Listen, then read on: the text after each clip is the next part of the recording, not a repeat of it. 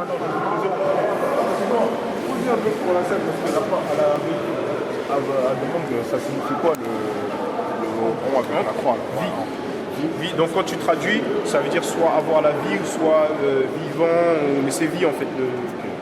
Le mot principal c'est vie. Ouais. La prononciation c'est Ankh. Après la translittération c'est différent, mais on dit toujours Ankh. Par exemple, pardon, vous connaissez tout en Camon. Ouais. D'accord, donc toute image, Ankh, Amon, image vivante d'Amon. Okay. C'est une langue magnifique, vraiment c'est. Bon, venez, ils sont les autres.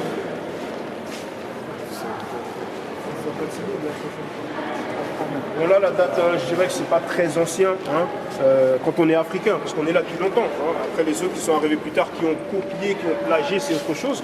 Entre 1000 et 700 avant l'ère chrétienne. Bon, je sais, ils sont pas là les autres. Il y a tout le monde, non? C'est pas grave. Yeah, I completely forgot about the translating bit. Bon, c'est quoi le nom de l'Égypte antique? Voilà. Il y a plusieurs autres termes, par exemple Taméri, Taoui, les deux termes, etc. Mais Kemet, c'est le terme qu'on utilise la plupart du temps. Et je vais vous montrer où Kemet est écrit. Attendez, voilà. Donc ça veut dire Kem.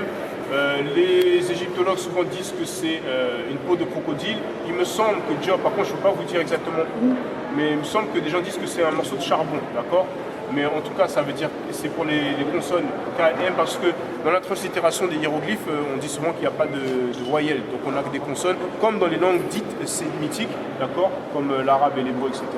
Et donc on met des E pour pouvoir bien prononcer, comme Pert Emeru ou Peret Emeru, en fait c'est PRT, c'est Pert.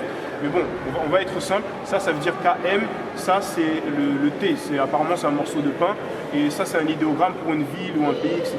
Donc ça c'est Kemet, d'accord? Et le T, souvent ça dénote le féminin. Par exemple, on dit ça veut dire fils, sat, ça veut dire fille, d'accord? C'est très simple, quoi, c'est la grammaire, quoi.